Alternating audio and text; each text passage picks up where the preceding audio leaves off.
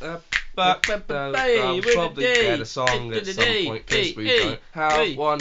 This is Popcorn and Regret. Hi everyone, welcome to episode 3. Revenge of the Popcorn. We can keep this going for 6 more episodes. That's right. And We'll then just we're talk done. about Star Wars every episode Yeah, we until will. this turns into Star Wars will show up in every episode. Anyway, because we forgot to do It's it not last even that time. good. Because we forgot to do it last time. I'm Adam Riding, and that is James Deacon. We I know my we are name. the hosts of the podcast. Yeah. I was informed by my lovely girlfriend that we did not do that until the end of last episode. So how are you going to Good know? if I say. How are you going to know who we are, eh? This is the third episode now, so You've had time. Do your homework. You've probably listened to previous episodes and known who we are. So you say or that, you're listening to this and you know us. You say that into a little bit of the technicals of this world. The second episode had 3 times as many listeners on Spotify. Which is interesting. Yeah, so that makes it sound like a lot. It's a case of I think 30 odd people listen to the second episode and 10 listen to the first. So so you say that, but it might come back to haunt us not introducing ourselves. Anyway, looked for news. Some would argue this is not a good time to start a film podcast. There's not really anything going on.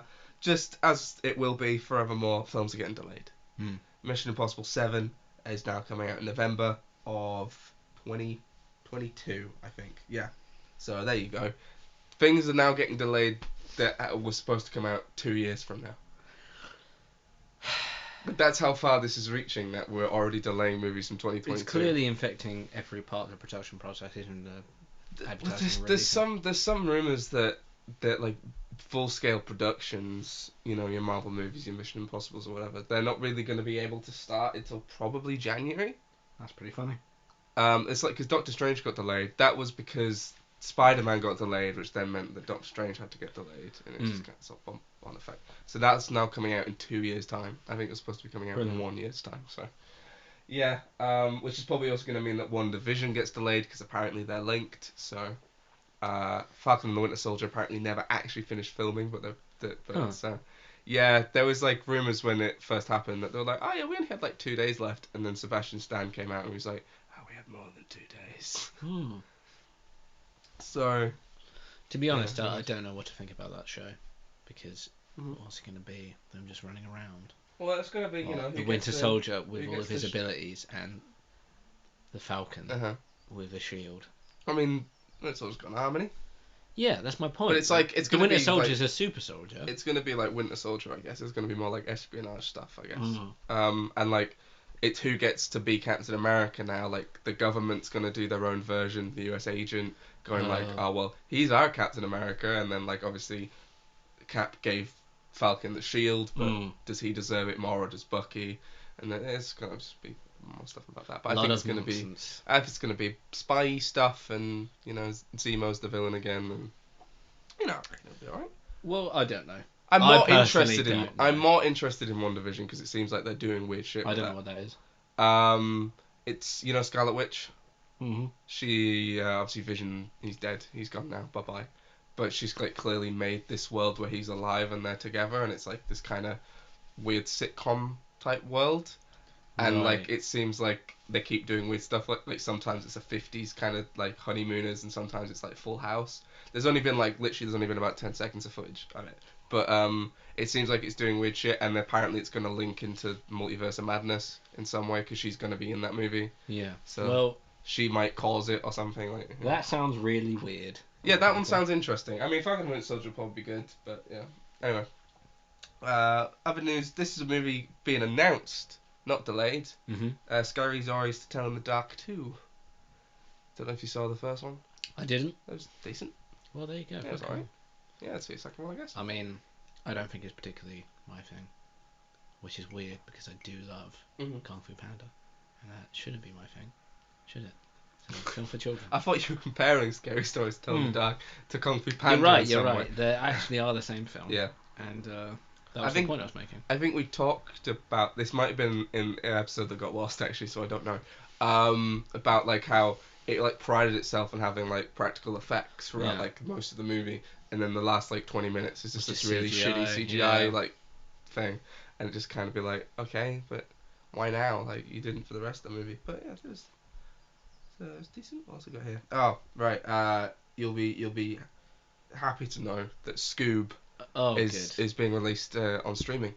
Oh really? So yeah, I think they're just gonna do that with kids movies because the Trolls sequel did it and it did quite well. I think so. I think with kids movies they're probably gonna do it. I think it's because they want.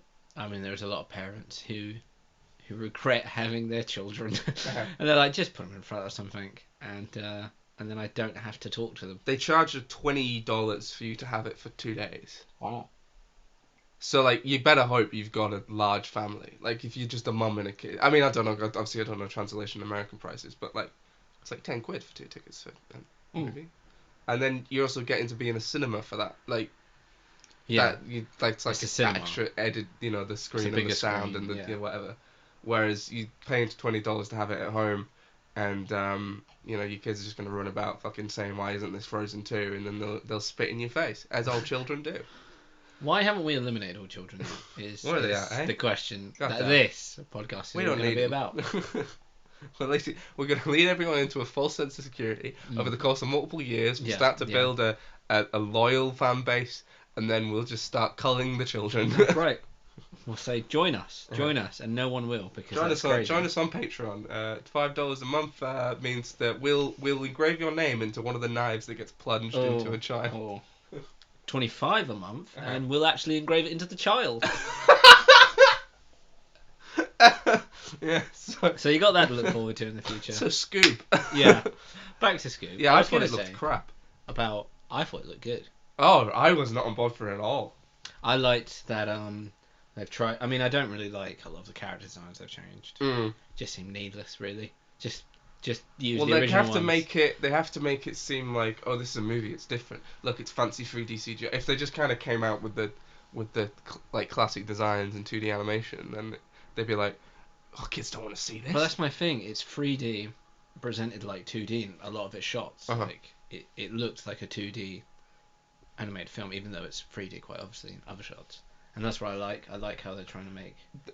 They're doing a weird thing though, like going off the trailers, that they're like combining a bunch of different Hanna-Barbera stuff. Like the villain is Dick Dastardly from Wacky Races. It's really weird. I watched a bit of Hanna-Barbera growing up because my uncle was big into Looney Tunes and Hanna-Barbera, and he like showed me it all, and I gravitated completely to Looney Tunes, and kind of, other than I like the Scooby-Doo movies, as in the James Gunn written ones. I think they hold up. It basically implies that there's going to be a Hanna-Barbera expanded universe. Which means that things like, what was it, Birdman, the Blue Falcon or something, I think is the one who's in the trailer. Is that what you're on about? I'm talking about oh, you're talking about the Adult Swim stuff they did. That's in the same universe. Like Night Owl or something. That would be in the same universe. Night Owl's Watchmen. Ignore me. Because that's a Hanna-Barbera cartoon. Flintstones, the Jetsons and the Flintstones are the same. This is the same thing. Well, it's just one family in the past and one's family. The thing about Hanna-Barbera though is a lot of their shit. They were the at the time. You had Looney Tunes, Disney, and Hanna-Barbera, and Disney was safe for kids, Steamboat Willie, Disney, like how they still are now. Warner Brothers like the kind of the edgier one and like do a bit more risky stuff. Although to be fair, Donald Duck was once a Nazi in a cartoon, but then like Hanna-Barbera was just the cheap one. It was just we can, like in the old Scooby-Doo cartoons, you can tell what's an important piece of the background because it's a slightly different colour to the rest of the background. Whereas like if you watch the old Looney Tunes stuff or the old Disney stuff, like the animation is still incredible and it still holds up now. I mean, maybe not the very early Looney Tunes stuff where Bugs Bunny looks wrong, but the early difference between Hanna-Barbera though and those other two is that the production scale is different, isn't it? They were bashing out a lot of shit. They were for cinema. Looney Tunes and the Warner Brother animations and the original Disney animations were for cinema. Even the shorts, like there was no one. Yeah. And then with the advent of television, home televisions in the 50s later. Yeah, around then. Right. I mean that meant that you could bring animated shows for children to people's homes, and that's what they did with Hanna-Barbera. That's why they all move on like 12 frames a second or Yeah. whatever. I think Scooby-Doo is the... I mean, I liked the Flintstones as a kid, but Scooby-Doo is the only one that, like, I still have any form of a attachment to. Hanna-Barbera are more willing to do weird stuff, though. Like, for better or for worse, you've got the up-teen WWE movies they've made. Well, it's... For no reason. It But then really you've calls got, like, back to what Hanna-Barbera and advertisement within... Yeah, because they did it back then as well, like they in the did original. crazier stuff. Like, Fred Flintstone used to smoke Yeah. Marlboros or whatever, like, in the show. That's ridiculous how deep advertisement got into it. Now it's like commissioned children's films with animated John Cena stopping a boulder or whatever. Yeah. But They had one where they were like just the wrestlers, and then they had Yeah. one where they were like super powered, like supernatural things, and I'm like going like, this doesn't even make sense in the franchise of the WWE Scooby-Doo movies. it doesn't. Was Tom and Jerry Hanna-Barbera? Or do they own Tom and Jerry now, but they're not? It wasn't originally. I'm not sure. What I can tell Because they also have WWE ones. So we both know that there's a Tom and Jerry film coming out. yes, we do. You know what yeah. I'm looking forward to? This is a tangent, but I love tangents. There is a Pixar Dragon Ball. Oh, film you keep coming talking about and this. it's happening. I don't like. It's happening. Why would it? The Tom and Jerry film is happening, and no one's heard Has about Disney it. Really. ever done something like that? Like Disney? Yeah. Well, like Disney animation, because you can talk about they do Star Wars and Marvel, but technically that's Marvel and Lucasfilm doing that. Did Disney do things based on other things? Oh yeah, yeah. Simba is a rip-off of. Oh yeah, and I know in that sense, but actually like, attached to another brand. Because yeah, you know, like Lion King's Macbeth or whatever, and Mulan's based on something, and Pocahontas is based on something. Well, no. But to actually go, this is Goku. Like, but I think it's becoming more of a popular trend within the creative industries to have big collaborations. Because you have HBO and the BBC collaborating for. They do a bunch of stuff. I think they do. Taboo, I think was them. Was a the new one. They made a film of it, The Golden Compass, and it was shit. Oh, His Dark Materials. Yep. I watched like 2 episodes of that show. It was decent. And then they had a Next Time trailer, and they were like, "Here comes Lin-Manuel Miranda," and I never watched any I more don't of know the who show. that is, but He's the Hamilton guy. I don't like him. oh right, yeah. I'm sure Hamilton's great, and I'm sure that like it's a brilliant musical. I just don't like him. Yeah. Okay. That's fair enough. He annoys me. I don't like him. I'll tell you what, though, the CG on the animals on that are so perfect because like the animals. No, are the show looked good, and jokes aside about Lin-Manuel Miranda, like the cast and everything on it were really good as well. I should go back and watch it, but let's be real, I won't. So I do think that film's coming out because I know there's a lot of things in the production pipeline for stuff like that. I mean, if they were gonna do a if they're Western, gonna make a Hanna-Barbera expanded universe, again, maybe. But I think so. It's what's being implied. If they were going to make a Western Dragon Ball movie, 'cause I have a vague knowledge of Dragon Ball. I played the games as a kid. I never really watched the anime. But if they're going to do a Western version of it, like yeah, I mean, fucking Pixar's a decent choice. I mean, like as far as animation companies go, that's the one you'd want. Yeah, you know? if anyone was going to do it, like that's the thing. Like you know, but that's what makes it less believable for me because I'm like Pixar are solid. They have a bunch of ideas that they do. Like, they don't need Dragon Ball. If you told me Illumination was going to do a Dragon Ball movie, I'd go, well, fucking duh. Of course they are. But it's interesting because Dragon Ball is such a huge brand that it fits so well. They make a lot of animated films. They have a big reach with an audience in the East and in the West. But with a film like that, they would not only bring in massive amounts of money already with Dragon Ball Z fans and even casual fans. Like if you were a casual fan of Dragon Ball Z, that you played a video game once. If Pixar were making a film about it, you'd be like, fucking hell, I remember playing that game, that looks good. See, I would say, I mean, it depends. Maybe, like, in the East, it's probably more a case of it being Dragon Ball Z will lead more people to look at Pixar stuff. Exactly. But in the West, it being be the Pixar will make people... And so I think... Because, like, a lot of people in our generation know what Dragon Ball is and could maybe tell you who Goku was. But, like, you know, not everyone, you know, watches the anime or plays the games or whatever. So, like I vaguely only, like, recently found out that at one point he's a monkey or something. He's, like... the Saiyans are, like... can turn into monkeys, and they have like tails. So in this, he'll have a tail, I presume. Are they doing Dragon Ball or are they doing? They're doing Dragon Ball. Okay. So it'd be a little bit less. I think that's a good place to set it up, so you can introduce the character of Goku to the Western world, quote unquote. I'm doing quotes. Yeah, but with Child my hands. Goku is more of a Pixar-y character Exactly. than doing, Super Saiyan Goku. My point is, Mm-hmm. it'd be a massive exposure for Pixar and Dragon Ball. Yeah, I still don't think it would ever I think happen. it'll probably just die in the production pipeline because it's two big companies. One's going to want big creative control, and they're not going to be able to have it because they're going to have to share it. Mm-hmm. You know, I think things like HBO working with the BBC on projects is easier because neither of them have intrinsic things at their entire. They kind of just I think they literally just go like half and half on stuff. It'd be like Which seems weird because obviously BBC is a free thing here, obviously TV license, and then HBO is a paid thing in America. It's weird that so like in America you got to pay for his DAT materials or Tebby or whatever, but in England you're getting it for free. well, you know, that's good. Yeah, sucked in. Oh, Canada. They did their own. Brilliant. Yeah, so I don't. Massive tangent there. Yeah, I don't think Scooby's gonna do a cinematic universe. I think they'll do like just in the universe of these Scoob movies, all the other characters exist. Because they're not. Are they gonna make a Hong Kong Phooey fucking movie? But they might make a what is the like cartoon Dick Dastardly's from? Wacky Racers. Wacky you Racers, can make a Wacky Racers film. Yeah, It's just you driving and fun characters. Kids like that shit. Mm-hmm. I'm surprised they have never really ever brought it back. Yeah.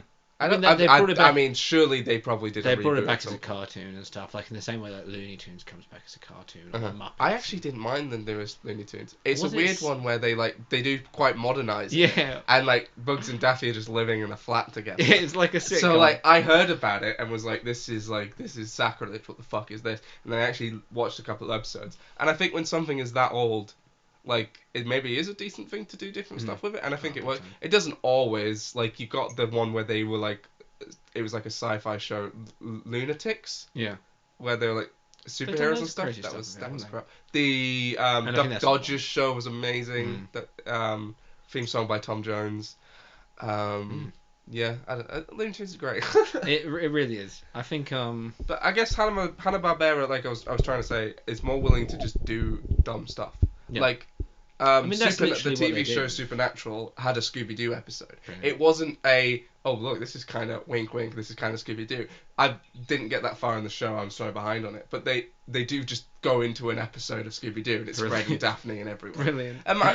Imagine Disney agreeing for someone to just be in a fucking Mickey Mouse cartoon for 5 minutes. That'd be pretty funny. I mean, they've done it on very tenuous.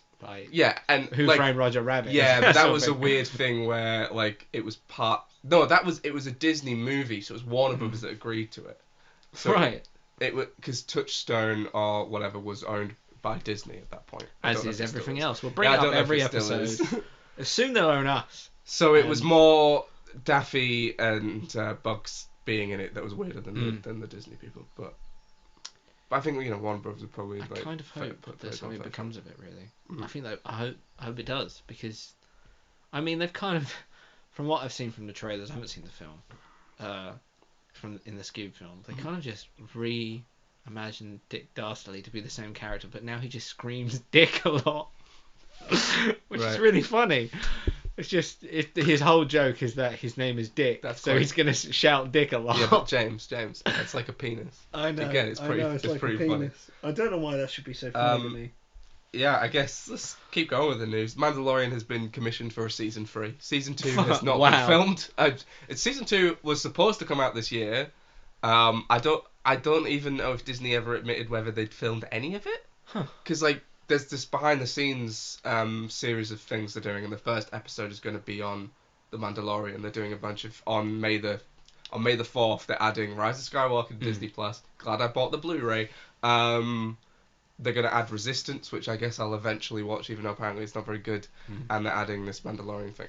But the fact that they filmed most of the show in this studio with just like a 360-degree screen. It wasn't a green screen. It was just they would project Tatooine or wherever onto this with screen. Motion control cameras, so that when it moves, the 3D environment that they've made. But I mean, just watch the show. It's amazing. You can't tell. It's so brilliant. I assumed that obviously there'll be green screen stuff the multiple suns or the ships in the background. But I assume they at least filmed shit in the desert. I mean, least for like things like Tatooine. But I think honestly that's the future. Instead of blue screens and green screens, it'll be if that means projection. because when they said, "Oh, Mandalorian season 2 will come out at the end of this year," before I realised that's how they filmed Mandalorian, I was like, "Fucking hell, how?" But they can probably pump it out pretty fucking quickly if it's all filmed in the same place. Just give the whole of the staff PPE, okay, and fucking This is obviously Corona. Not being there, like they were able to bump it out so quickly. We said because there's one again. episode. It's fine. We're nowhere near getting monetization on our YouTube videos anyway. No, nowhere near yet. These will just get flagged. But by that time, they might not care anymore. Yeah. You know. Because I can't remember what episode. I think it's the episode of The Mandalorian where it's like teach the villagers how to defend. That a bunch of things do. In fact, I watched an episode of Clone Wars that was essentially that the other day. Brilliant. The actor who I've now Pedro Pascal, I've remembered him now. He's not in that episode at all. Brilliant. It's never him in the outfit. Which is brilliant, really. Because he was off filming a different episode, so they just got someone else in the suit and got him to dub the lines. Because obviously, a la Deadpool, it's super easy to make the Mandalorian say whatever the fuck you want because you never see his face. Exactly. Season 3 of Mandalorian, it's a great show, and I'm sure that they'll run it into the ground. I hope not. Everything needs to die after a while. You know. Everything needs to die. The Simpsons. What have the Simpsons become? The Lady Gaga episode. Yeah, don't a lot of people like call that the day it died type of thing. No, the day it died was the episode when Seymour wasn't actually Seymour. That was when it died. Because it's like the character just ignored it. The character just doesn't make any sense anymore. I think they just ignored it and made that's the point. That people forgot. Even though it was a wacky, silly like sitcom show, it wasn't like so ridiculous that it made no sense. Like if a character turned up and it was weird for them to turn up, they might reference it in a future episode. Be like, do you remember like that time, lol? But how are you gonna reference that? And they never reference it. It just gets weirder and weirder. I think there was something recently, like a year or two ago, where they did bring it up again. Because I think the show's at the point where they're like, who cares anymore? It's gone like a. Well, they would keep going up, and then it got to a quality where it just dipped horribly. And now apparently, it's kind of plateaued to it's pretty like bog standard at this point. Which is just like, why make it anymore? Because still a lot of people fucking watch it. Like, it's pretty popular on Disney Plus. People are still watching it because obviously like it's all on there. This is I got the majority of this news yesterday, and I thought I'll just check quickly today if there was anything else, and I just like this headline. The Goonies. Steven Spielberg says not to expect a sequel anytime soon. That article was from 22 hours ago, not 1987. Yeah. Like, not to expect a sequel anytime soon. It's been 30 years. Maybe we should go ask if there's going to be a sequel to Citizen Kane. Josh Brolin's like, what, in his 50s at this point? Exactly. And he just comes back going, hey, you knuckleheads, what are you doing in this well? I've broken my back. Are you going to get Corey Feldman back and all the shit that's happened in his life? Unbelievable. Who would ever need to say that? Isn't the I'm pretty sure 2 of the 3 of the villains are dead. Oh my lord, it's unreal. But who asked? I didn't read the full article. I'll see if late. But who asked him? Going, what do you think? What do you think of Goonies 2? And Steven Spielberg was like, it's what? It's like making a sequel to Citizen Kane or Metropolis or something. Oh, when's the... They did... I think because they did like a live stream. When's the sequel coming to The Longest Day? Yeah, I'll just resurrect John Wayne. I think they did... Yeah, they did a like a live stream reunion like everyone's kind of doing. I see. So I think they just asked him in that, like, do we get another one? I mean, I don't know. No.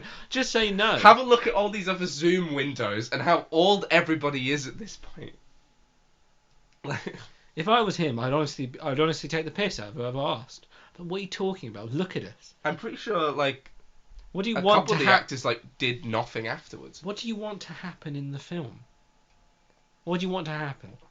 It will just be a bunch of old men running around. Right, when Brilliant. When Trainspotting does a sequel that's 20 years after, and the characters have just got old and more depressing and going, Yeah. wow, we fucking wasted our lives on heroin and shit. Exactly. That works for Trainspotting, because in that world, it's dark and depressing anyway. But also, if the sequel for Goonies is just Face and everyone, and coming back for 30 years. Sloth's dead. Of course he is. He was a deformed creature. He's gone. He probably lived about 2 weeks after the first movie. Poor man. And they, you know, it's been 30 years, and they're just going like, they're just there, just like, oh, I remember 30 years ago when we had that really cool weekend, and our lives never recovered. And it's just like, it's just gonna be depressing. Like, if they ever did it, which of course they're not. It's like there was talks of trying to do a Back to the Future 4, which obviously, due to Michael J. Fox anyway, like, they couldn't even get him to reprise himself in the Telltale game. Yeah. They had to get a sound-alike. Which is a shame, because They did get him to play,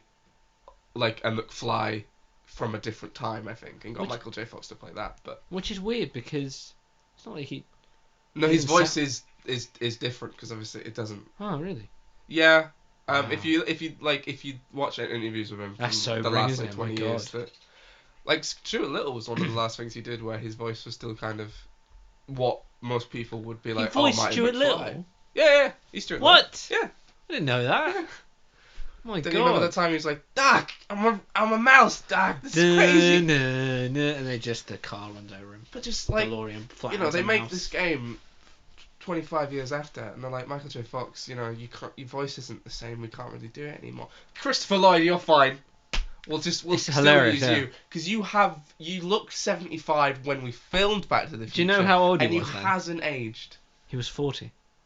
He was 40. He was 40. Oh my god! But the thing is, he still looks like Doc Brown. He hasn't aged since he has. He still looks 1985. ancient. When you get to Back to the Future 3, and he's like, "Oh, I've been in the Wild West for 20 years, buddy." It's like, have you?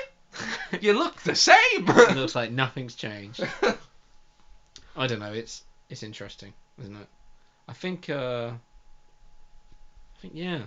It's like, you know, sometimes they do sequels 20 years after we talked about, like, comedies getting, you know, Zoolander 2, Anchorman 2, things like that. Like, they get sequels years after the fact. But if you start to make sequels to 80s movies, then it's wild. Do you know there's a Back to the Future musical now? I didn't. No, my sister works on it. Nice. Yeah. Well, my sister, not sister. She's... Actually, let's not get into it. But, yeah, she works on it, and she's, like, met Bob Gale and stuff. Nice. Which is pretty cool. But... You know what I was going to say? I just want to know what the music is for that. I mean, obviously they do Power of Love at some point, you'd imagine. The difference between Trainspotting and Back to the Future.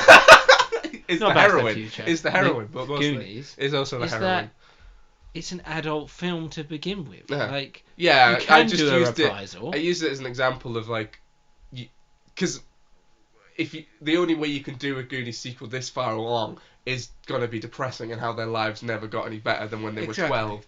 But, like, you know, you couldn't make it works in whimsical. Trainspotting because they were already at a shit point in the first one. But I don't know how look, but hey, it would have been how worse. Bill and Ted's gonna turn out. Yeah, we'll see. I need to actually watch those, I guess. But The other first one's okay. That's all you need to see. it would have been a weirder story, right? If I read out Steven Spielberg said, yeah, it's in the pipeline. Yeah. You It's should have been like, coming. no, what the fuck do you want us to write about? Jesus, what a strange question.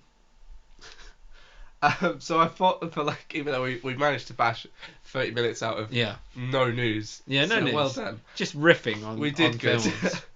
One point we were stabbing children. Yeah, and getting people to pay us to etch their names into them. So if you're listening, still haven't made the I don't Twitter know yet, why. but I'll get the child stabbing Patreon. That's right. Yeah, I'm sure that will work. I feel like you know what? When I put this on YouTube, I'm going to put it as not for children. I don't think. I've already we're listed as explicit on the podcast. Yeah, so. I'm joking, of course. Won't actually advertise to children. Don't want them to know what their future is. Yeah. We're gonna get them. And how bleak it is. Yeah. Master Skywalker, there's too many of them. What are we going to do? He said it like that, yeah, doesn't he? Master Skywalker. He probably was George Lucas' like second cousin or something. There's a picture of him with Hayden Christian now. Which one's good? All grown What, up. like the kid he kid killed? Skywalker. Why is he like a little Cockney British boy? Is he gonna be like It's little like tin? it's like in Force Awakens when Harrison Ford is having like the conversation with the two like rivaling gangs that he owes money to, and it's just that guy comes in and goes, "You still owe money to Kanja Club? Well, tell that to Kanja Club. Or BB-8 is with Han Solo." It's like there's a Scotland in space. Yeah, Is there? it's brilliant. If you go 2 planets down the road from Hoth, you'll find Glasgow. I mean, I suppose it is kind of hard in those sort of situations where it is so like fantastical, the world. Do you start questioning accents? Yeah, I guess you can't like. But Why is I Boba think when Fett from New Scottish, Zealand? You know? Yeah. I think, and ergo every single clone. Exactly. Every clone's I a know there's some Kiwi. clinkers. We're clones, yet for some reason we have a very specific regional accent. Does everyone else on Camino have this accent? No, they're weird long neck bitches. They don't sound like this, but Exactly. I do. Especially because I think we're talking about this. Boba Fett technically isn't Jango Fett. Even Jango Fett technically isn't even a Mandalorian. Exactly.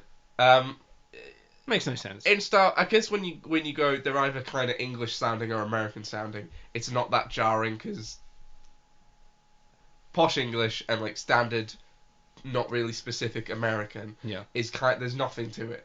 Like that's just kind of talking. But when you start bringing Scottish people or New Zealand people in, then you're questioning it a bit more. Like because their accents are so. Just imagine a Geordie Sith. Like exactly. Oh, don't worry, Emperor. I'll get it done. Like it would be. Darth Maul's just got a Geordie accent. Oh, that would ruin him. Can you imagine? Get out of the way, Padme Pet. I'm gonna stab Qui-Gon. Like. How are you? I think your support standing in you. Just screaming, "Hooray!" I'm wearing as he jumps. I'm wearing. Hooray, man! How are you? We'll stop you, evil Sith. How are you, man? Get fucked. Just doing a double jump. Can you imagine? We're Instead talking about Star Wars every episode now. Oh, he's got red and black stripes. So it's no. If he had white and black stripes, he's just changed it to Newcastle. Maybe that's why they haven't shown any of his race with white and black, because they don't show any others with red and black. They're all the male people from Dathomir. They're all yellow. They're all yellow and black. It's just Darth Maul's red. He's edgy. I guess. Maybe he paints himself. Yeah. How about that? So we're going to talk. I thought we need a topic. What's something that has popcorn and regret in it? You know. Let me think. A cinema goer that hates their life. No, good, but we can't. I can't churn 30 minutes out of that. Right. Well. Probably more than 30 minutes. Let's be honest. Probably like 40. But I thought video game movies. They're never good, are they? Bloody hell, they're not, are they?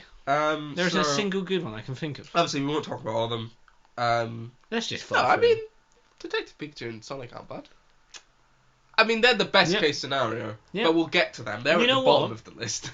You know what's funny? They're the newest, really. Yeah, they are. No, they're I mean, maybe it's turning around. Huh? There's your favourite film, Monster Hunter. That's still coming out. Oh yeah. I'm really looking forward to that.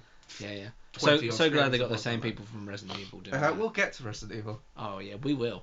But we need to start with the first video game movie, which of course was the Super Mario. What is this going Brothers. By? This is going by year. Okay. So this is just a Wikipedia list. These are films. There is also TV shows and animated stuff, but these are just live action. All right. Theatrical films. Live action, quote unquote. Super Mario Bros.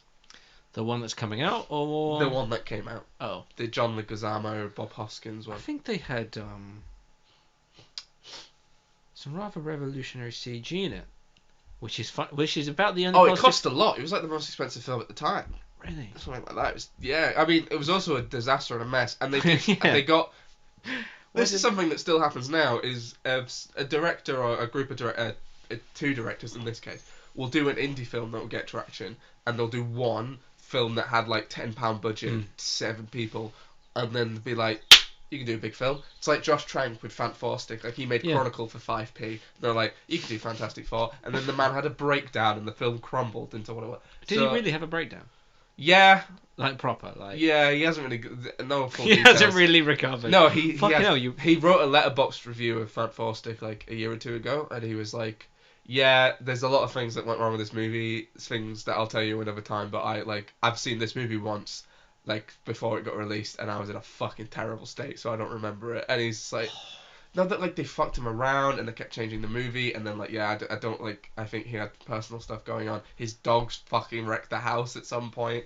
Like we'll end up doing an episode of Fantastic at some point. I think when you're jumping so far in your career and a lot's riding. Well, he was supposed to do a Boba Fett movie after that. Well, it was never announced to be a Boba Fett movie, but it was very much suspected what it was going to be after Solo was going to be a Boba Fett movie. Which would have been good. Yeah, they'll probably rope him into Mandalorian at this point, I'd imagine.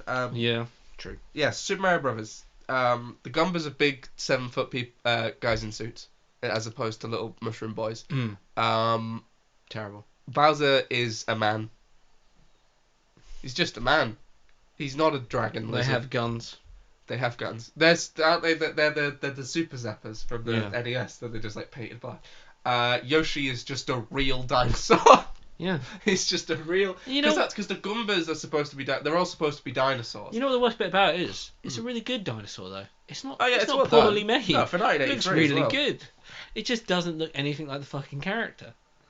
It made 20 million. I don't know if that'll probably be an 83 money. So that 93, not 83 money. That'll be. That needs to be. That'd be weird if it came out in 1983. Yeah. Judging by the fact that Mario was invented in 1985. Yeah, wow. They were really ahead of the curve. It was 93, so it was a post Jurassic Park world, but still decent. Yeah, I mean it was nice like animatronics and stuff. I'm just saying it was good. But that was the idea. Was it was like an alternate universe where the asteroid didn't kill the dinosaurs, but they still kind of evolved into humans, apparently, evidenced by King Koopa or Bowser. Yeah, I'm not. Interesting. So like Goombas were dinosaurs, and Yoshi was. I mean, Yoshi is always supposed to be a dinosaur, but a realistic dinosaur. They feel the need to like. They're like, oh, there isn't enough going on with this video game. I have to wreck on it. Do you though?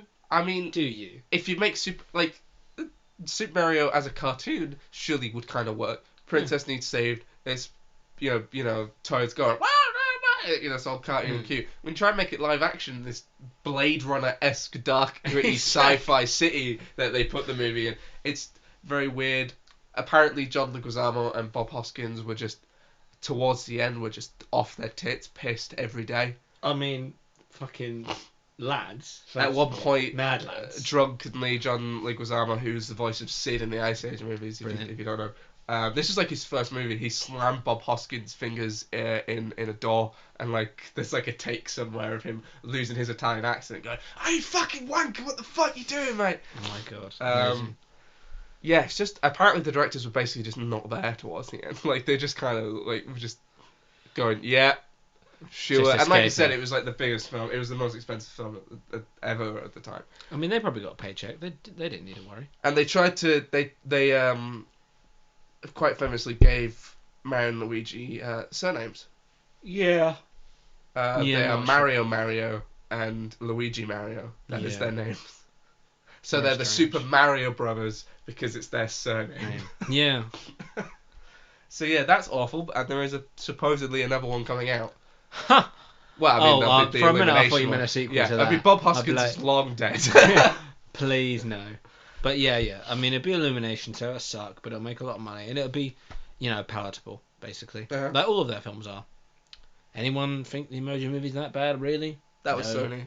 You could, I mean, doesn't matter. And yes, I do. That movie broke me at the end, honestly, because... You saw it? Oh, my God. Oh, not legally. Wow, let's pretend it was. Let's pretend. No, he did see it legally. He went to the cinema and said, "Thank you, Mr. Sony," as he bought his ticket. It broke me, because the end of the movie... Because the whole movie is that the main character... He doesn't like only feeling one emotion. So at the end... Oh, fuck. He sends, is it really? Yeah. Jesus. He's a meta emoji, but he feels so much more. Yeah. So at the end, he becomes a GIF, basically. Really? He becomes a GIF of a bunch of different emojis. He's every emotion, and this kid whose phone he's in is like just trying to fuck this other 10-year-old. Yeah. And he like sends an emoji.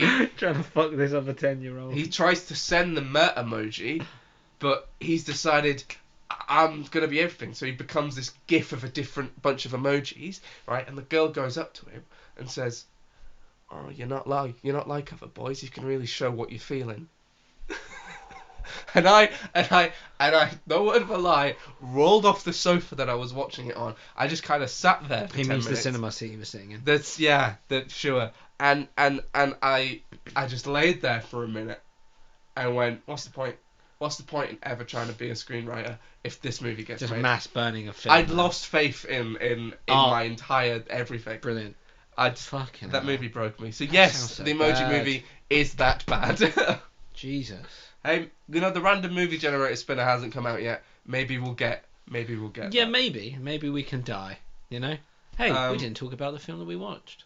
Yeah, because we get that to the end when we talk about. Yeah, true.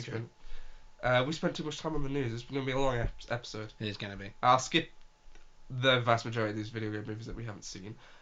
We got Street Fighter, starring Kylie Minogue. It was very dumb, wasn't it? It was very dumb. I mean, it was kind of fun though. Like it's fun, but it's dumb. It was just another Tuesday. I mean, what a brilliant line! What a brilliant line! I wish it was anything but a Street Fighter film. Let's make the all-American Guile played by Jean-Claude Van Damme, who is some form of Eastern European. I think he's Dutch.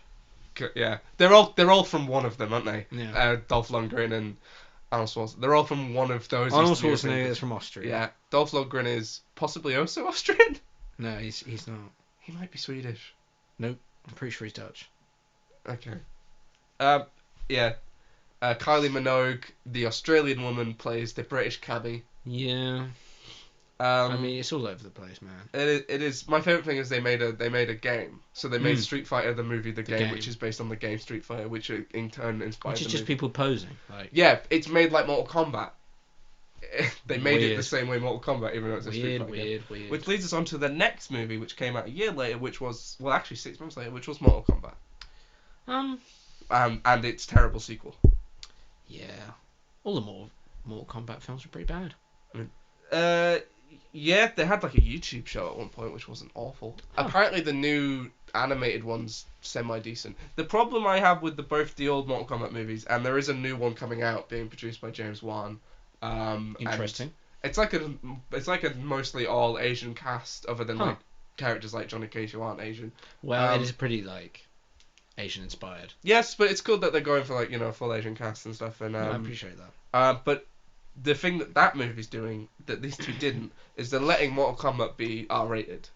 Good. Thank fuck for that. My God. Because it's literally a game about uber violence. Like. But the thing is, because the kids loved Mortal Kombat, so like that's not so much the case now. Like. Like fucking anyone over the age of 18 fucking likes Mortal Kombat. You don't have to. Even if you're like the most tenuous into video games, if you like video games a bit, you probably like Mortal Kombat. If you don't own it, or if you haven't played it, you've probably seen it and was like, that looks cool. Mortal Kombat now has its core fan base of the right age, but at the time when they were like, well, the kids love this violent one, but they were like, well, we can't make the movie violent because then kids can't see it. Because obviously an arcade doesn't have a guy going like, hey, where's your ID before you play Mortal Kombat. I mean, we were born in '98. We don't know arcades. Yeah, I don't know. Other than the free Time Crisis things they'll put in a bowling alley, arcades are gone. Fucking Time Crisis, what a game, eh? Do you remember the ending? Do you think I ever beat it? You think I ever got past the first level? I mean, I was dedicated. Uh-huh. Like House of the Dead, fucking great. Great, I'm just okay. Yeah. Moving on. There is a House of the Dead movie that we'll get to. Yeah, is it going to be as good as the game though? No, really none of these are. They made the Mortal Kombat movies are kind of cheesy, kind of fun, but they don't. Not very Mortal Kombat. They don't do the violence of Mortal Kombat really. Which is a big thing. Which is the whole thing. It was. When they were making it, they were like, why don't we make Street Fighter but violent? and that's still to the point. That's still what Mortal Kombat is now. It's. I mean, obviously, Western fighters play a lot differently to Japanese fighters. I do love Street Fighter. I know you're more Street Fighter. I'm a lot more Mortal Kombat. Oh, my Scorpion's fallen down, but he is up there. No one you can't see him. He's fallen down. You know. I'm definitely a lot more Mortal Kombat. Mortal Kombat 10 was my fucking life for a while. Super Ultra Street Fighter 4 was mine. New Street Fighter, not a fan. So. Yeah, I mean. That's what I've got to say. It sold itself on its violence, so removing that kind of ruined it. Yeah. What came out after that was the Wing Commander movie, which is just kind of interesting because of like its cast. It had quite a famous. It had Freddie Prinze Jr. and Matthew Lillard. That's where they met before being Fred and Shaggy and Scooby-Doo. Mark Right. Hamill was in it. Right. In one of his rare on-screen films post Star Wars, because he doesn't do that many. In Wing Commander. Yeah. What? Yeah. I never saw this film. Although I might be wrong, Mark Hamill might actually be in one of the games. He might not be in the movie. I might be wrong, but Mark Hamill at one point was in Wing Commander. Right. Isn't it just like Just flying planes, isn't it? Yeah. Yeah. Right. Okay. Top Gun was popular, I guess. Yeah. Well, popular enough they've got a goddamn sequel coming out. I guess. And good enough apparently they've got what's his face from Mad Men. Yeah, I'd never seen the first Top Gun, and I mean, I don't think I am as much of a American freedom loving straight man as I need to be to enjoy Top Gun. It's more of a graduation drama or something like that, you know, than because there's no real fighting in it. And they fly over to the danger zone. That's the plot, right? They do go into the danger zone. Right. How do they get there? With planes. When's the highway involved? Well, he does drive a bike. Okay. He probably drives the bike. Highway? Is that the highway to the danger zone? Well, if he gets on the highway with his bike and he drives to his base via the highway, then that's the highway eventually to the danger zone. Highway to the place where I'll find the plane that will lead me to the danger zone. Exactly. Highway to the place where my plane is that I'll get in, which will eventually take me to the danger zone. Danger zone. Yeah, but we talked about John Hamm kind of just doing whatever the fuck he wants, yeah. and his agents hate him for it because they keep getting like really high paying jobs, and he's like, I don't want to do it, and then like Baby Driver comes along, and he's like, that sounds fun, I'll do that, or Black Mirror or whatever. So he probably just really likes Top Gun. He's a middle aged American man, but he has got a hell of a face. He does. He's a beautiful man. Very chiseled, very handsome. Yeah, he's like just traditionally handsome. He just looks like put the boy in a suit. He's flawless. If you drew like a picture, maybe not the hottest man in the world, of a lead actor from the 50s, it would look like him. 5 minutes ago, I just said I'm not straight enough, and now we're just talking about how beautiful John Hamm is. Yeah, this is great. This is great for my family who still question my sexuality. They're questioning it some more. The next movies, we might as well talk about all three of them. We'll start with the Angelina Jolie ones, the Lara Croft movies. Daniel Craig's big break was the first Lara Croft movie. He's got a really shitty American accent. Does he? Yeah. I don't remember. I don't think I ever saw the sequel, but I do remember seeing the first Tomb Raider movie. I mean, it's pretty well in capturing of what Tomb Raider was in 2001. Because obviously back then Tomb Raider was a lot different to what it is now. It was pretty simple. Angelina Jolie's a pretty good choice to play that version of Lara Croft as well. It's like I'd say a precursor to Uncharted in a big way. Uncharted but its was themes definitely as well. Like it isn't as whimsical. It's quite funny because it does have a main protagonist that's meant to be like quite attractive. I mean, Lara Croft had big polygonal titties. But yeah, Nathan Drake is a bit more everyman than Lara Croft is because you've got the second game where you're locking your butler in a fridge. And shit like that. Like she had a massive mansion. He's still like the epitome of like this is what every man wants to be. Yeah, it's quite funny how he's not every man like he's going to the pub and he's got a beer belly. So Lara Croft is inspired by Indiana Jones. Uncharted is inspired by Tomb Raider, and then the Tomb Raider remake trilogy is inspired by Uncharted. So it's all like it's filled itself out. No, I think at least the first one is cheesy and dumb, but I also think Tomb Raider at the time was kind of cheesy and dumb. Because in the earlier games, like there's like angels and demons and shit, and like the Krakens in I played. It gets pretty ridiculous. I've only played Underworld, a bit of Anniversary, and then I've played the remake, so at least two of them, the reboot. So like. They're very different. So when we get to the Alicia Silverstone one from last year, that doesn't capture the remake as much as I think the Angelina Jolie one captures what the games were at the time. I think there is a 15-20 minute section of the newer one, which is spot on the remake. Where she falls out the plane and she gets like impaled by a tree and she's like going down off this tree wreck and she's just getting beaten up and surviving, and I'm like, there you go, that's what I liked about the remake, that really sums it up. And then but then it ends with her like got her hair in the like the braid pigtails like in the old games, and she like picks up like silver gun and then goes to Nick Frost.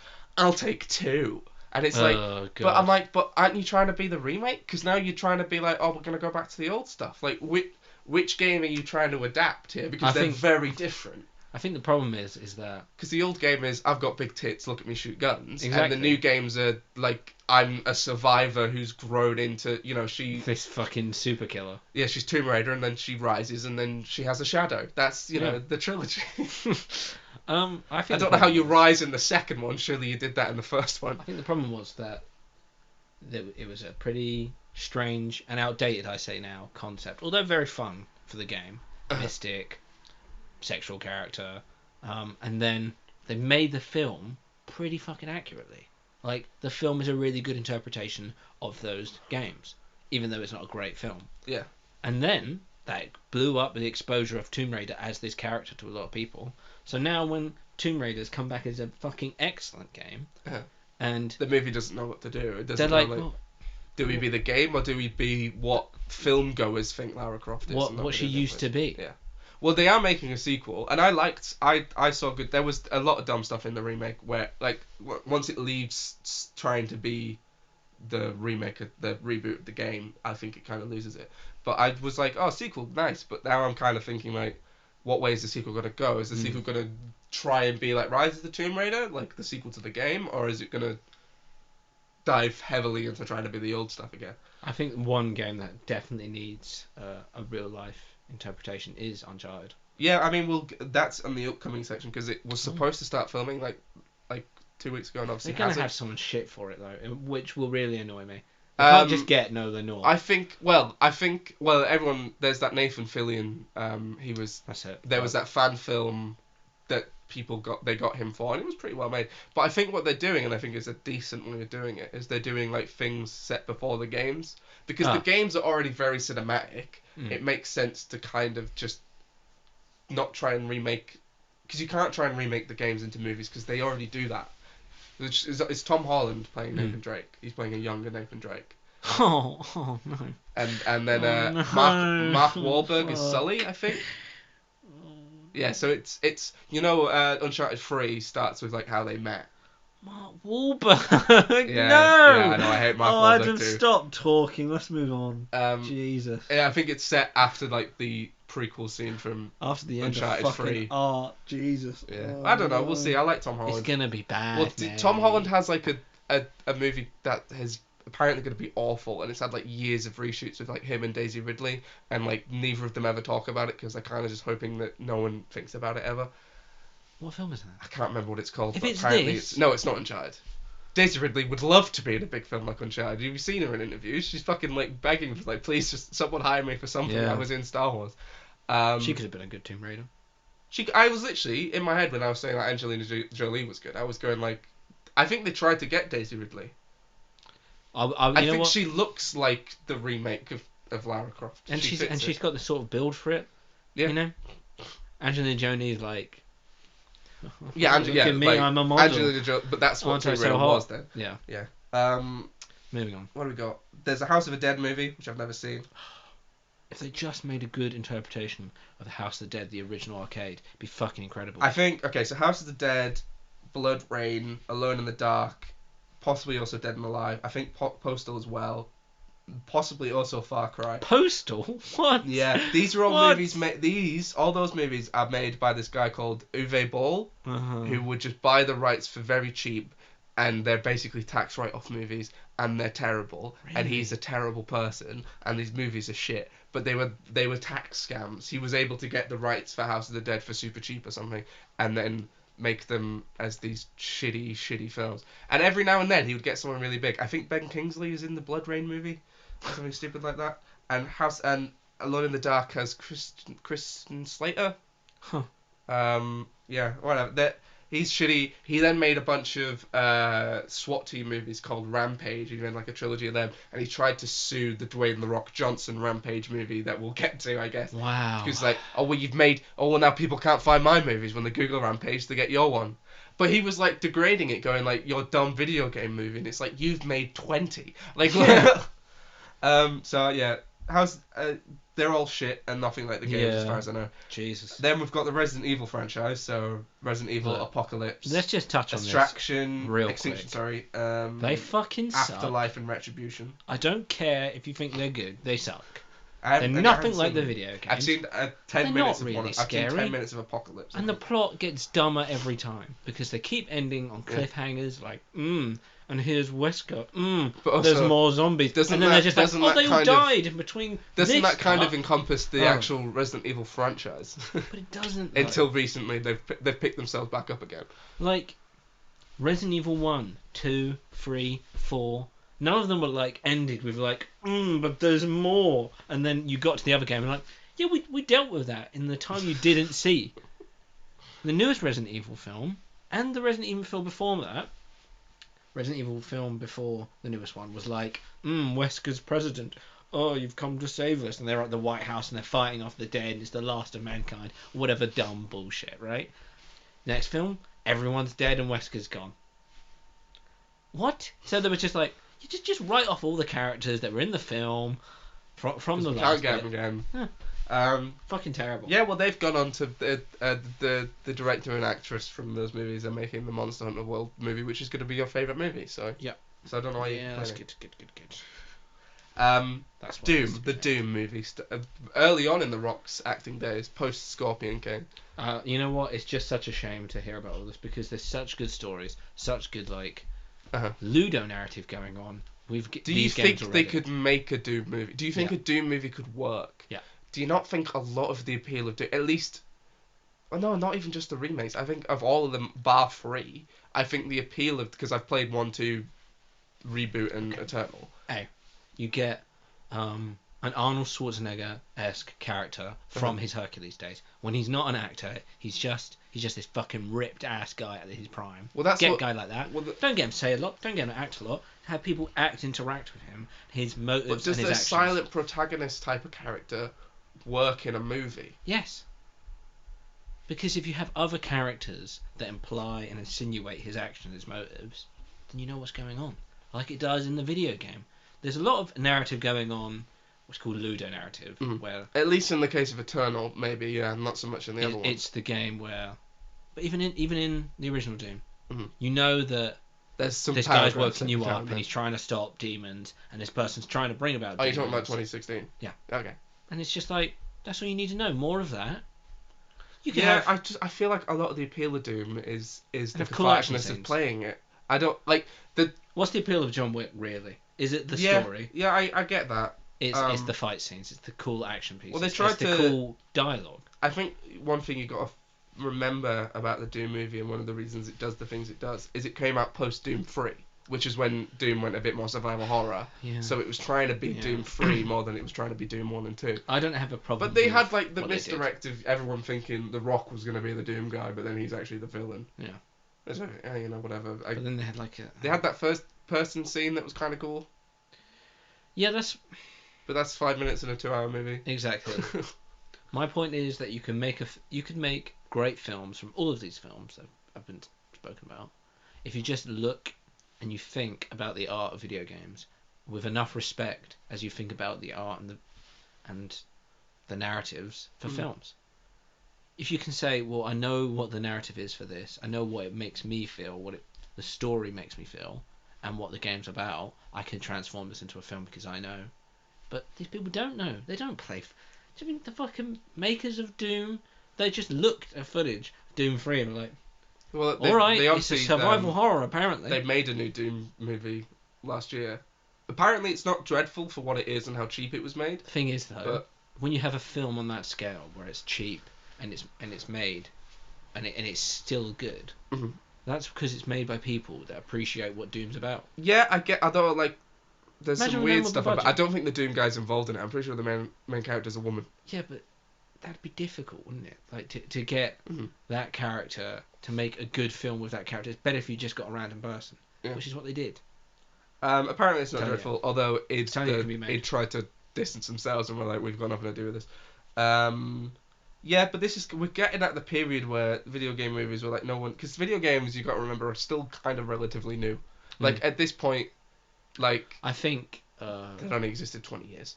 I think there's still a large public perception though that video games are like an inferior art form as well, big time. Yeah, I mean, if people look at the most popular games in the world, like your Call of Duties, your Fortnites and stuff. Like I like Fallout and Fortnite, and I used to like Call of Duty and like things like that. Then they look not that artistically valuable, but people aren't really looking at that. They're not looking at The Last of Us or Uncharted or Ori and the Will and the Wisps or Hollow Knight, like games that are like artistically are beautiful or like have a really good art style and things like that. Like it's like saying all film is just Fast and Furious. Like, oh, that's film because that's really popular. But if there's lots of them. if arty films and indie films and things like that are a lot more shown and talked about, your Oscars and everything like that,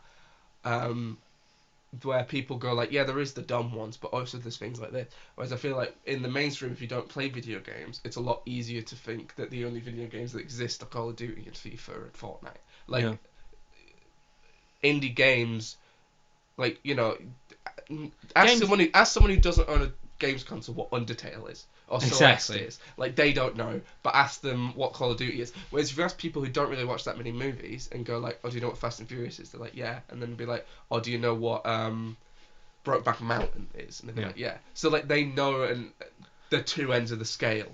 Like, I think it isn't. There we go. There's me going mention something gay again. I think it is still a big divide though, because the very, very public films, like the Marvel films, they do get some reach, and even some niche films, you could call Brokeback Mountain niche, really, in the big public domain. Not everyone's like, I know what a Brokeback Mountain is. Like what it made in the box office will be a minuscule fraction. How many people that watch Fast and Furious or the Marvel films really know what Call Me by Your Name is, or but they'll still know what it is. That's my point. Yeah, that it's not. Whereas widely... even if you get people who only play Call of Duty or Apex Legends or FIFA and stuff like that, and even went to them like, oh, do you know what Celeste is, or do you know what Undertale is? And they'll be like, well, no, like I just play FIFA. Like like even in the world of video games, it's so easy to only play the big ones. It's weird that that's kind of how video games work, but it is what it is. The Silent Hill movies. Apparently the first one's okay. I've got no knowledge of the games to compare them to. I've never played any of the Silent Hills. I'm getting around to the Resident Evils now, but Sean Bean's in them. He dies. Yep.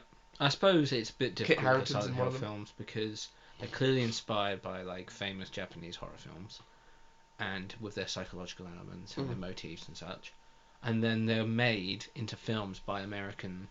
But you can say that about any American remake of Japanese horror. Yeah, but this is like Chinese whispers of that, I think it's not this so is much, an extended version. Not so of much like... the first one, but I mean, when you look at a poster for Silent Hill Revelation, just Google Silent Hill Revelation poster, and you'll see big pyramid head guy from the game throwing a sword out and be like, Silent Hill Retribution in 3D, and that's when you know what's gone wrong. Yeah. Like, when Silent Hill as a series is about like the psychological deconstruction of your protagonist, and like in the second one someone murdered their wife or something, and it's going like repenting for what they did and everything, and then you just got Kit Harington running around and in 3D. Don't forget that. That's the important part. In 3D, then it kind of loses what Silent Hill is about.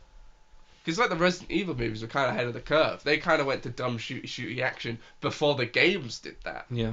So they were, they knew where the franchise was going to go in 3 games apparently. What else we got? We got the Hitman movies, which apparently are basically the same movie, except they rebooted it for no reason. You know what the problem is with the Hit Fan? The Hit Fans. Film. Yeah, the Hit Fans. That's what they call themselves. Yeah. They're all 5 of them. Yeah. All 5 fans of the Hitman movies. They're all just like shaved heads and they've tattooed it. Anyway. Got the barcode on them. Yeah, exactly. The problem is that the Hitman games weren't out of place yet. They are now. The Hitman games know what they are and they're fully developed. But even Blood Money. Is Blood Money that good? I thought that was good? I've played... It's good. It's fun. The first reboot, and I played... what's the one that no one likes but I like? Absolution. Yeah, that's a terrible game. I like that one. It's so bad. But it's not even a Hitman game. Let's not get into it too much. You stealth it. Yeah, and then you don't have to though, because you could just run around and kill everyone and get away with it. Yeah, that's good for me. I'm not good at stealth games. Exactly. Anyway, it's like I even in did Blood bash out Money. that run of Dishonored though. Even in Blood Money, there isn't that much story. There's just good gameplay. Well, there's not really any story now because it's like an episodic sandbox game. There's There not really is. any story to it. There is, because there's better. Absolution was this the one word that once. had all of the story in it. I used this word once, and I'll use it again. There's a good Ludo narrative to it. Uh-huh. In that, A, first of all, there's a bit of a story, something to interact with, more than Blood Money. B, it's the story that you get from playing the game and how you feel about it. It's the way the gameplay affects you and builds a narrative for yourself. In let's say every game has it. Call of Duty, for instance, has it, but it's really handheld. It's like, here's a good comparison: Minecraft and Call of Duty. Call of Duty is the easiest of Ludo narratives because it holds your hand. It tells you all of the issues, what's good, what's wrong, why you're doing it, and then you feel it like, yeah, I'm doing this. I'm gonna work with Captain Price or whatever and save the world. Blah blah blah. Minecraft has none. There's no story. No. So the narrative is created by you because you're like, well, I've got to have to create shelter for myself. Well, you say that, I was gonna leave this as a end of the segment stinger, but since you brought it up, Bloody hell, apparently March 4th, 2022 is the Minecraft movie. I want to die.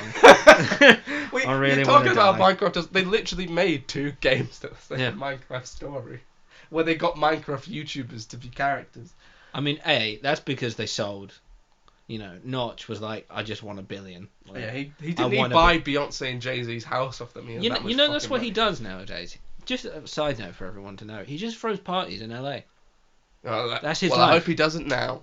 People like Logan Paul turn up and have a party with Notch. Isn't he a bit of a fuckhead, actually? Like, it's turned out he's a bit of a wrong. But he doesn't really have to give a fuck, does he? Because he's so you know what we do rich. with those who are wrong? Who? We send our friend Ezra out for him. That's right. With his power. His power. He'll get him.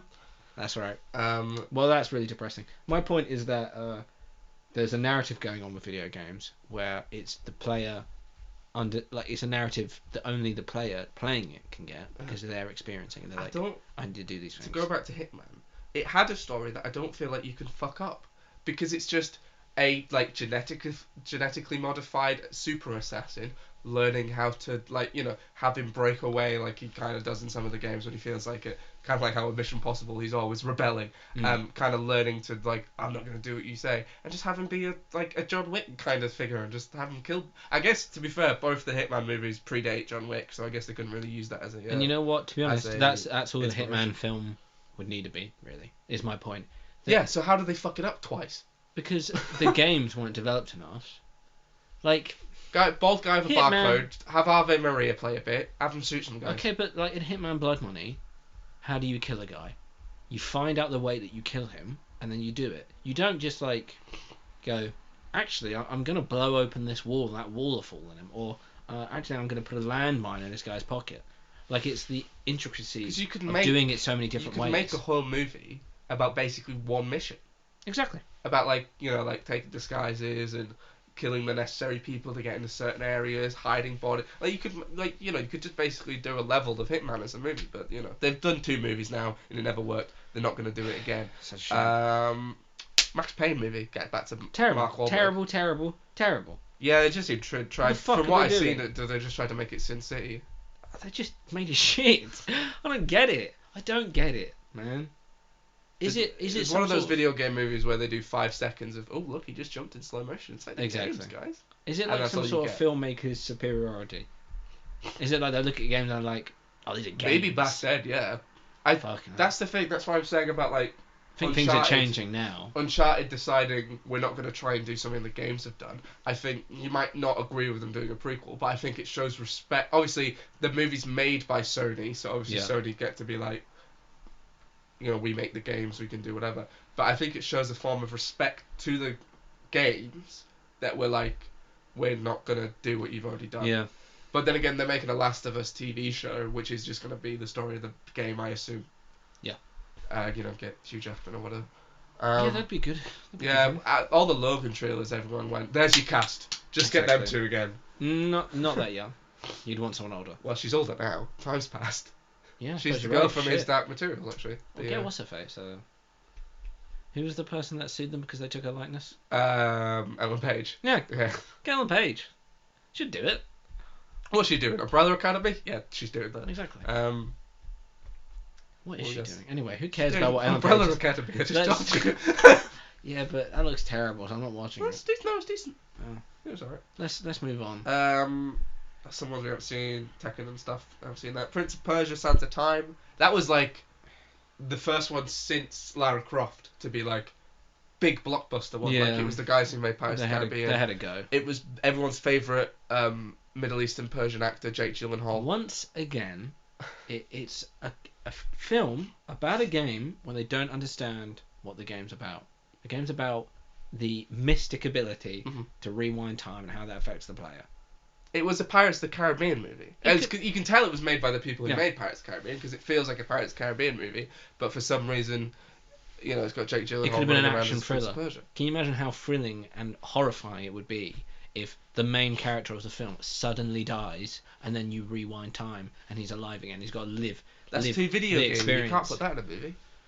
I guess even in the game they don't really address when you die and just rewind time. He kind of just moves on and gets on with it. In the game they do, yeah, but it would be that's the effect it has on the player. Is what I'm saying. You're like, fuck, I just died.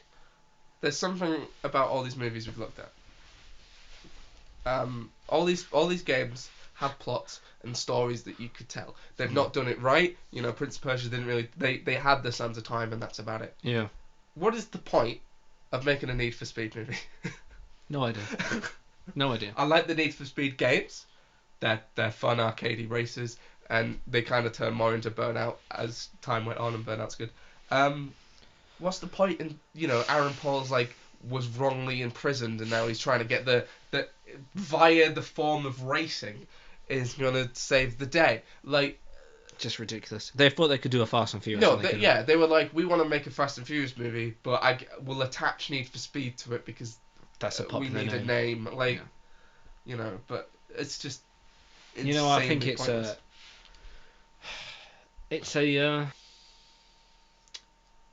It's a real problem. It's a real problem.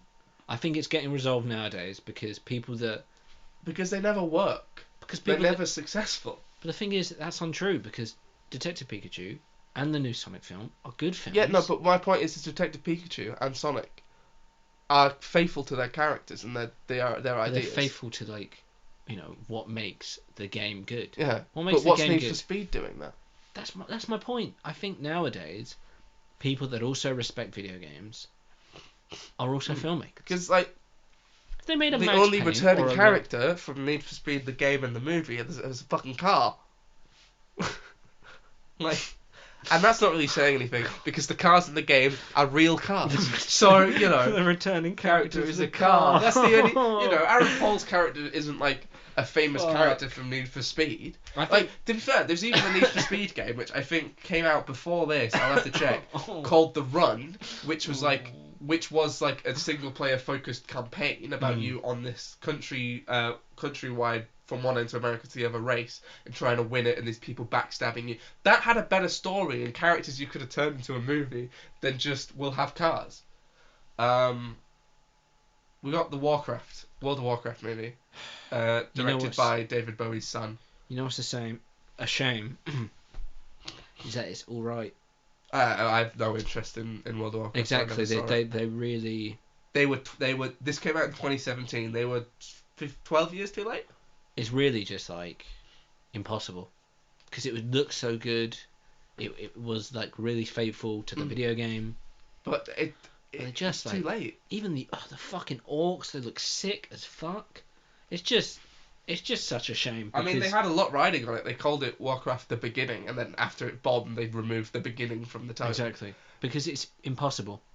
How do you adapt that? Yeah, but I that is the thing, because that's like saying adapting Minecraft, because it is your character doing the journey that you decide he wants to do. It's like making a Skyrim movie. Exactly. You kind of just do what you want. But I do also think it is a fact of 2016. 2016 is too late to make a World of Warcraft movie. The game's still popular, people still play it. You know what I'd say? It's 10 years too late. You know what I'd say? Mm-hmm. Once again, it's It's what We're having a long episode today, folks. this is what I want to wrap up with on the video game point. If you want to make a film about a video game, you have to understand and respect the concepts that make a video game story and its gameplay good. What makes a game good? It's about fucking the gameplay, how the game plays. That's a lot of games. Fucking FIFA. If the gameplay isn't good in FIFA, no one's gonna buy fucking FIFA. Well, Exactly. no, actually, because people argue that PES plays better. What FIFA has is the names and the real players and the kits and the stadiums. But that still counts as. But you could add them to PES and the weird thing, right? PES has a thing. I'm sorry, tangent, where they fully allow you to just stick a pen drive in and put the real team names and badges and kits in because they don't have the license. But they're like, oh, just chuck them in. We don't care. What they gonna do? What? Sorry. Exactly. I think it really needs to be considered when you're making and thinking about what makes a good film from a movie. Mhm. A film from a movie. I'm losing my mind. A film from a video game is what makes it good. Gameplay first, and then it's always a ludo narrative. It is. It's always the story that the person playing the game gets from it. Mhm. And what do you get when you play World of Warcraft? Whatever you want, I guess. You get like fun little quests you can do. Cool, right? Cool characters and cool visuals and whatever. But you also get fun with strangers or your friends. It's not a game you play on your own, is it? It's an MMO. Mhm. It's a fucking massive multiplayer online. So it should have been a film, like a heist film. It should have been not like, oh, let me explain these thousands of years of lore, because anyone gives a fuck about the World of Warcraft lore. Who gives a fuck? The World of Warcraft. Exactly. No one gives a fuck. They would have given a fuck if it was a film about a bunch of cool fantasy characters where it's funny, having like this crazy action adventure. That would have been fun. And that's what World of Warcraft is about. It's not about this fucking lore. The lore is a side piece to the adventures you go on. Do you get me? Yeah. Exactly. Well, we're basically at the end. We got Assassin's Creed, which nobody saw. I don't like the games. I don't think the games are. Well, when the part of the games that everybody hates is the modern day stuff and the whatever the fuck the company's called, like sticking people into time machines to. No one cares about that part of the game to the point where they dropped it basically now with the new games. They don't really address it. So making a game about like that and having like as much time in the real world as you do in your Assassin's world, it's just not gonna work at all. But that Assassin's Creed, okay, there was Rampage, which was probably fine, but it was just big monster slamming shit. It was probably a dumb rock movie. Well, he makes a lot of them. You know what? What is that film other than big monsters? What is that game other than big monsters slam buildings? Yeah, I mean, they've hit it on the nails on the head. Like, yeah, they pulled it off, and I think it's also a case of Warner Brothers owns that because they bought the company who made it, so it's just a case of, well, we have the name, we might as well use it. But then we seem to stop at that point, and then we reach Detective Pikachu and no, I like that. I thought you were going to run with Detective Pikachu and Sonic the Hedgehog, which I guess is the point where they're okay now. It seems to be like an upturn. And if it keeps going they've kind of got it. I mean, Sonic's not perfect, and neither is Detective Pikachu. You know but I think they both work for what they are. Going to be fucking awful. Yeah, if they kept. And then they made it good. Yeah. So, there's nothing wrong with the story, really. It's a maybe doesn't have as many rewarding jokes for people of older ages. I get it. It's a family film. It's for kids, but you could have cracked some jokes that would have stood the test of time. I feel like a lot of them, like when he's doing like Fortnite dances, I appreciate it. The kids floss. Exactly. The kids like when you floss. But they like it. Haha, I do that too. Yeah. The 7-year-old says in his Fortnite shirts, "I'm stabbing him in the fucking face." Yeah, that's what you're looking forward to. So you'd think we've reached a point. Yeah. But then if we look at the movies that are coming out, then it seems all really mixed. We've got Mortal Kombat, Tomb Raider 2, Uncharted. They all have chances to be good. Good or terrible. But then we got Monster Hunter, made by the Resident Evil people, so it's probably going to be bad. Minecraft movie, what the fuck is that going to be? Bad. And then these are all ones that haven't got dates and are just... so we got Borderlands, Devil May Cry, Gears of War, like things like that can work. Metal Gear Solid is apparently having a film. See, there's so much good Detective potential Pikachu's there. sequel. They're apparently doing a different Resident Evil, I think a reboot. But then you got things like Saints Row. That could be good. Just Cause. That probably wouldn't be. Did I say Borderlands? Probably did. They Five got Nights at Freddy's is having a movie. Oh, that's awful. But if they got Michael Bay to do a Just Cause film, that'd be that the only time Yeah. Michael Bay was acceptable in his explosions. There's a Mega Man film, possibly. Space Invaders. Mega Man CG would be Right. alright. Space Invaders will be dumb. It'll be like the Pixels film. This isn't on here. Yeah. But I'd like to acknowledge it. At one point, there was this treatment going around for a Tetris movie, where they were like came down from space, like fucking hell, there's a T-block coming, and then they would connect around a building and I guess form a line and then they would destroy the building. Like Well, this that is could be really funny. generally something that was trying to be made. But I wanted to end on this, and I think this sums up the question of have video game movies learnt? Have they moved on? Have they evolved? Untitled Just Dance film. So Oh fuck! how do you make a film out of a game which is just you dance? You just dance to songs. Unless it's just a film of. I want to be the greatest dancer. Oh no, I've picked up this weird glove. I'm becoming this faceless figure. Now I must dance. I must follow the symbols. Oh, Like, what's the no. plot to the Just Dance? Maybe it'd be incredible. Maybe it'd be like John Wick, but instead of violence, it'll be dancing. You're Oh, just like, fucking look at them moves. There was the Angry Birds movies as well, which apparently the second one actually isn't that bad. Well, you know what? Let's stop. Ratchet just and Clank. They're, It'll get more and more painful if we keep going on. I mean, that's it. So let's just leave it on. This podcast will end when the Just Dance movie comes out because we will peak. I think we'll say it'll be like a 12-hour podcast where we just talk about how ridiculous that is, and then join suicide. I don't know. Just end it. That went on for very long. But you know what? I think we said some good stuff. We did. We'll talk about a movie Uh-huh. of the week, which was Whiplash that we watched yesterday. Loved it. It's Yeah, I brilliant. was loving it. We tried to record stuff to try and do something funny, but we kind of just kept finding ourselves just kind of just watching the movie because it's just really good and really fun to watch. When a film grabs you like that and it really engrosses you into the narrative, I just that's think what you it's. We talked about it though. It's kind of like it's. How kind of, if you stop and think about it, how kind of dumb this jazz obsessed world we're shown. I know we're only really shown it through Miles Teller's character, where J.K. Simmons' abusive teacher is like this deity and a god. That it's just kind of like there is only jazz. Exactly. Go outside, jazz. I'm gonna go to this jazz bar that only plays jazz. I love everything is jazz. But in a world, We never any other world of any other profession, they're like, I think give you so much a fuck vaguely about see like the jazz. dad be like, this teacher threw a fucking chair at you. And, like, Yeah. this is crazy. And Miles Teller's just like, yeah, but the jazz. yeah, he And was then- just trying to make me good at jazz, Dad. Yeah, but that's the thing. But the movie ends with the big drum solo. But they're kind of like, they kind of connect Miles Teller and J.K. Simmons characters. They kind of are like, They we did become it. close. Like together we became great at we've jazz. done this. Yeah. Through you abusing me and causing me to have a car crash and still run bleeding to play drums for you, senpai. We have done it.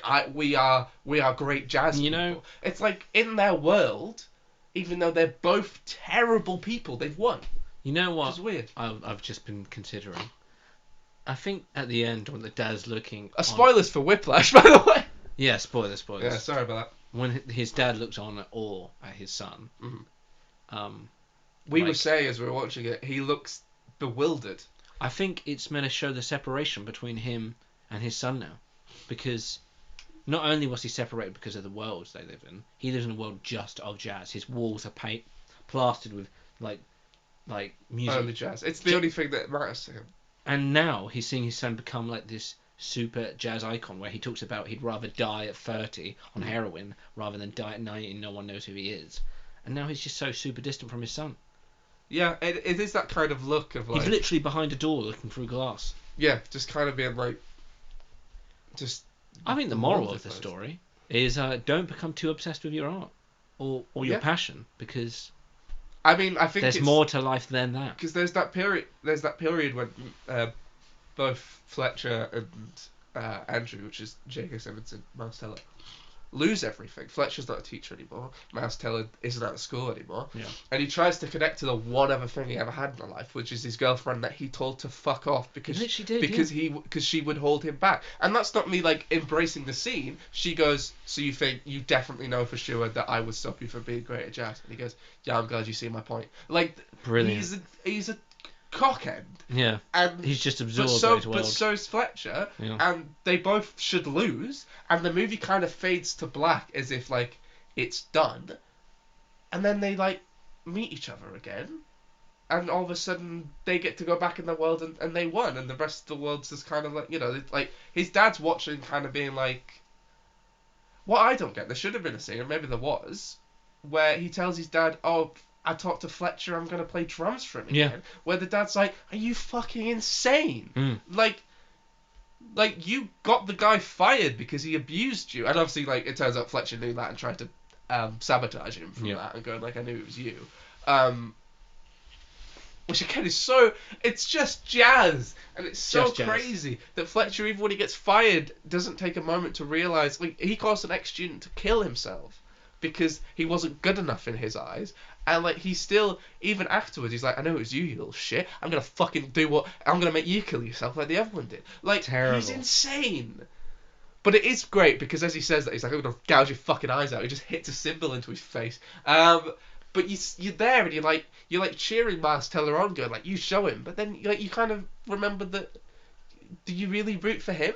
I think do you really think that he's a good person? I really do think the shot from the dad's perspective, which is also the shot from the audience's perspective, and us as the audience watching the film, I think you could take a critical analysis of it and be like, well, like, these two people are like huge in their own world. They're on stage, they're in the lights, and they're like these fantastic jazz players, and they're gonna be in the history of jazz. But from the audience, from his dad, they're just these tiny little people being insane. They're just insane. Like, J.K. Simmons' character and the main character are both losers. They're fucking crazy. They've got nothing going for them but jazz. He can't even have a relationship with someone that's very into him, and he did a shit job of getting them because he's fucking obsessed with jazz. So good. The thing is, he gets what he wants. You know, it's kind of like, obviously the director obviously went on to make La La Land, which is also all about jazz. But I feel like that's like the opposite, because the characters don't get what they wanted. I mean, they do kind of get what they want, but also they don't get everything. Yeah. Like, they get to have his jazz club, she gets to be an actress, but they don't get to have each other. Whereas Whiplash, they kind of get everything. Exactly. Everything that mattered to them. But to them, and to the rest of the world, you know, to the rest of the world, they're fucking weird. Yeah, because Fletcher and Andrew get to have their jazz, and they get to be famous, and all of a sudden he's never going to think about that girl again. Fletcher's not going to remember the students he abused. They got to win. Whereas you look at La La Land, and you have the final scene where they kind of go like, "Oh yeah, like, I kind of got what I wanted, but what about, you know, what did we lose?" Yeah. Whereas there's no moment of that in Whiplash, because they're just kind of like, "Well, we got everything we wanted." Yeah. Anyway, if you haven't seen Whiplash, we just spoiled a lot of it, but it's a great movie. I do watch it. I'm glad that was the movie of the first one. Yeah. I'm gonna spin it again, James. Here we go. And find out what the movie for next week is. And so the movie for next week is if it's the Emoji Movie, I'm gonna die. It's not, but it is the Twilight Saga: Breaking Dawn Part 1. Right. So, okay. Have you seen the other movies? You know what? I don't think I really need to see much. Because we're only going to see Part 1 of the fourth film. Unbelievable. I believe I've seen the other 3 10 years ago. Well, we'll have something to say about them for sure. The film it was when I opened the page up was Crimes of Grindelwald, which I would have been happy with, but you wouldn't have been. I didn't hate that movie. It. But yeah, I guess we're watching Twilight 4. Alright, sure. It's great. Bit of a step down. We have emails. We're at an hour and a half. How much longer do you reckon we have? Do you want to do one email or 2 emails? 5 minutes. Nah, we'll do one email then. We'll save the other emails. Oh, yeah, stay tuned. Send us some more, and it'll be more of a section. Well, maybe we can do 2. Okay. Since this is very funny. This is very funny rap. Yeah. Thank you, Rap. This is Raphael Williams. Williams. Thank you very much. Don't know who he is. Raphael Williams. I don't know who he is. No. Yeah, he is stranger to us. Who knows? watches great movie Gone Cold, available nowhere I don't think, but what a great person who wrote that film. I really love that film what a too. sexy screenwriter that film had. Talented, Uh-huh. Interesting, Great, anyway. big penis.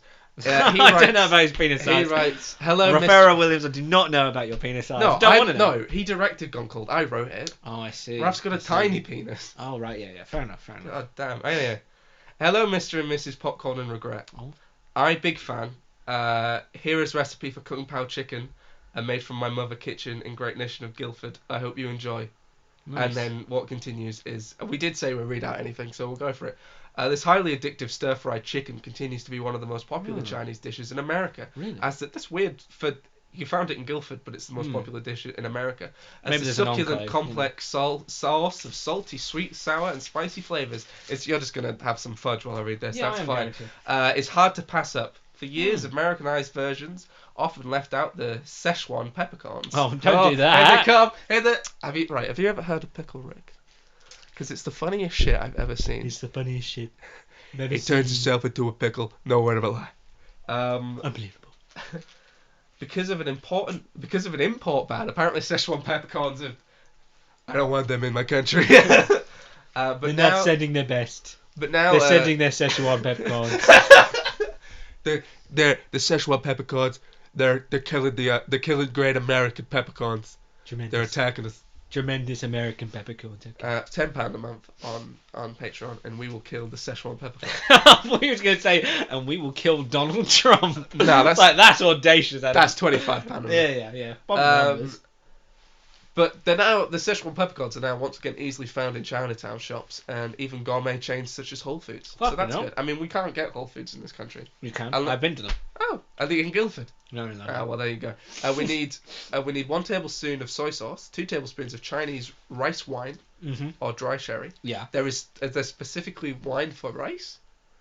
You know what? I don't fucking know because I hate wine. There's some corn. Oh, fuck you. There's some corn It starch. tastes like shit. That hurt me actually. Like I'm sorry, in my head. It tastes bad. What? There's rosé, there's champagne, there's prosecco, and there's white, there's red. No, they all taste like vinegar. Have a bit of the rosé I have in the fridge. It's nice. I have.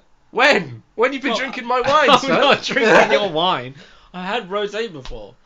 And I'd rather just have Pepsi Max. We can have. This is interesting because a fun fact about Raphael Williams, that I just know off the top of my head because we do not know this person, is that they're pescatarian, but apparently they've sent us something that needs chicken. I didn't think about that. Yeah, that's odd. That's odd for them. They don't eat chicken, so 1 pound boneless skinless chicken. We need some Chinese black. It's just a whole recipe and the preparation for it. It's a very funny joke.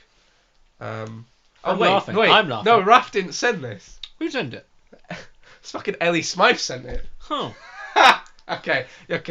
Very funny, Ellie. You actually got me with that. Wow. Well done. Well done, Emma Stone. You did it. You got it. You did it. Unbelievable. This is great because I was actually talking to Raph last night and he said, I haven't sent my email yet. And I'm like, worry about it. Yeah, you did. And he's going, well, yeah. I was like, well, I got an email from Raphael Williams. Oh, no. You got me, Ellie. I'll be honest. Live. Didn't know you listened. But there's your shout out. Embarrassing. God damn it. We also have a. Oh well, okay. I was gonna read the other one we got, but I'm gonna read the actual one. I'm gonna just double check that it is. This one actually is. This one actually is from Raph. Okay. And what is actual Raph gonna say? I'm actually really proud of that. Yeah. It got well done.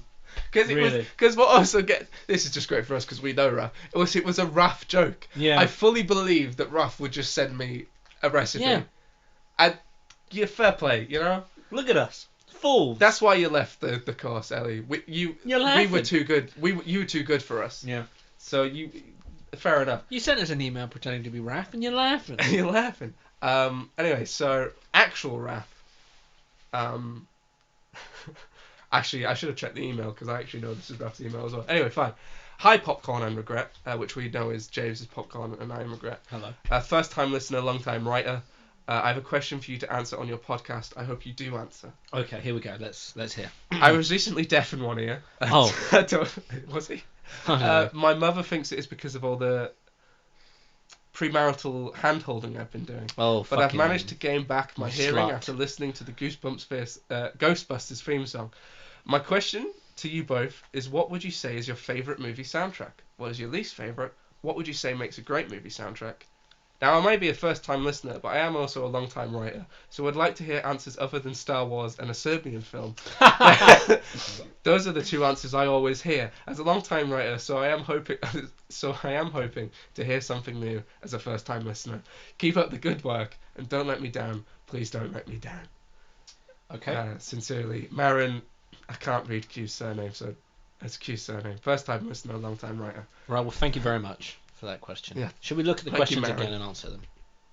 It was only one question. What's your favourite soundtrack and what's your least favourite soundtrack? Favourite soundtrack. And also, do you like Kunp chicken? That was the question that Ellie posed. I do like Kung Pao chicken. Okay, I haven't had Kung Pao chicken with Szechuan peppercorn. Well, because of the band. Yeah, the band's been famous. What is your favourite movie soundtrack? I'd say... Are we including musicals in this?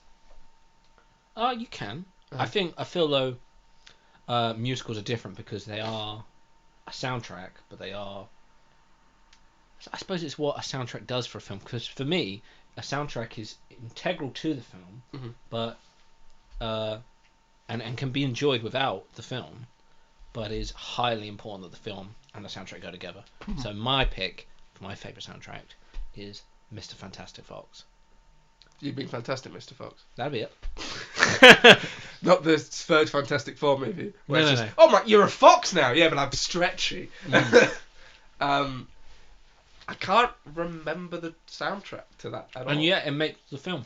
Yeah, I mean, I can, but in my head I'm picturing something, but I might just be picturing a generic Wes Anderson soundtrack. You know the Borges Bunsen Bean. Okay. Yeah, it's a brilliant soundtrack, and really, it makes the film. I think the film is the perfect animated film. I feel like it is great. I feel like it is, honestly. I prefer Isle of Dogs. I don't. I've seen Isle of Dogs and I've seen Fantastic Alright, we'll Mr. podcast Fox. over. I'm certain it's Fantastic Mr. Fox. I'm leaving my own room. It is Fantastic Mr. Fox. It's the Roald Dahl book. Did I say it wrong first? You said Mr. Fantastic Fox. It's it really is a great film. It is. No, it is good. I think it's the perfect animated film. I think it's better than Isle of Dogs because it really is flawless in every department, right? I very much enjoy that instead of swearing, they just say the word cuss. Yeah. I recommend that as the soundtrack. That's my answer. My favourite, I don't know, my favourite soundtrack. I like the ones that stand alone as albums, I think. Daft Punk's Tron soundtrack is amazing. Very good, yeah. The La La Land soundtrack I have on vinyl, I love that. I think it's beautiful music. And just, like, I don't know, I just think it's beautifully done music. I really like it. So I'd probably say one of those two is probably my favourite soundtracks. There's ones with certain tracks I really like. I quite like the Sherlock Holmes Guy Ritchie soundtracks. I think they're quite cool. If I may add another one to my list, I'd pick Princess Mononoke. Okay, very nice, very nice. See that. Oh, you missed out. We'll have to watch it sometime. In fact, maybe we'll watch it and talk about it on the next podcast, along with, of course, Twilight Breaking Dawn Part 1. Yeah, Part 1. So looking forward to that. We won't do Part 2 until the machine tells us. Yeah. I'd probably say La La Land, or Tron Legacy, but I'd probably go over La La Land first. I just got an email about when I'm getting my pay from my job, so that's nice. Excellent. I will read that out on the podcast. Well, thank you very much for the question. Thank you, Ellie, and thank you, Raph. Got two shout-outs because we assumed it was him. Because we were fools. Yeah. Darn fools. Well, Raph, once you're allowed in my house, we'll get you on one day. Maybe Ellie, if you want. We'll talk about La La Land and how you ruin it and how you're great. It's just a joke that she resembles Emma Stone. We're running with it. Yeah. So La La Land's great. He also asked what our least favourite soundtracks was, but I wouldn't know because it would be from a movie I don't like. So probably least favourite soundtrack. I'd probably say something like my least favourite song from a movie. Sucker for Pain from Suicide Squad. I hate that movie. I hate that song. I don't hate that movie. Damn it! You know what I'll say? I'll say... Or Venom from Venom. Iron Man. Iron Man's my least favourite Iron Man soundtrack. What? Yeah. Because I say Iron Man 3's got some good music. That's my point. In the original MCU, they really had terrible soundtracks. Until they got to Avengers. Yeah. And then it was like, wow. No. I think that's Iron Man's thing, isn't it? Yeah, but who knows? Yeah. Unless you've seen it a lot. Like Avengers is dun Okay, I have this theory though. The only reason we know the Avengers one is they kind of just hammered it down to us. Like they were so kind of desperate for it to be iconic that they kind of just shoved it down our throats until we couldn't forget it. No, I think they definitely made a good one. like the Spider-Man music for the Tom Holland ones are really good. I think Thor Ragnarok's music really good. That's like funky like electro stuff. So yeah, probably Venom from Venom's probably my least favorite song from a movie. That's kind of terrible. I think Mediocrity is the worst. So. Actually, I mean, I can't remember anything of the Venom soundtracks. So, I mean, let's say Venom. Let's. If it doesn't impact the film, God, you know. When the makers of the Venom soundtrack hear about this, they're not going to know what hit them. Yeah. Please stop. Anyway, so we're at an hour 40. So we do have another email. I'm sorry, we'll read that next week because content. We are basically out of time. We are because we have decided. Yeah, that it is stretching too far. It is. Anyway, so that was it. Instagram at Popcorn&Regret, at Adam_Riding, and at James M. Deacon. Email popcornregret@gmail.com. Please send us more. Go for it. Send us more recipes. You know? Fuck it. Don't. Or don't. Don't just send us a recipe every week, Ellie. I mean, maybe we'll try it one day. Follow us on Spotify, subscribe to us on YouTube or Google Podcasts, Apple Podcasts, whatever you listen to us on. Again, if we're even on Apple Podcasts, I'm not entirely sure. I've been Adam Riding. And I've bloody been James Deacon. Next week we'll talk about something. We'll talk about Twilight. Breaking Dawn Part 1 for sure. Will. But we'll find as we always say, Adam. Oh, yes. At the end of every episode that I definitely didn't forget, despite the fact that the email we didn't read, that's the fucking subject title, is at the end of every episode of Popcorn&Regret, we always say our famous phrase. That's good.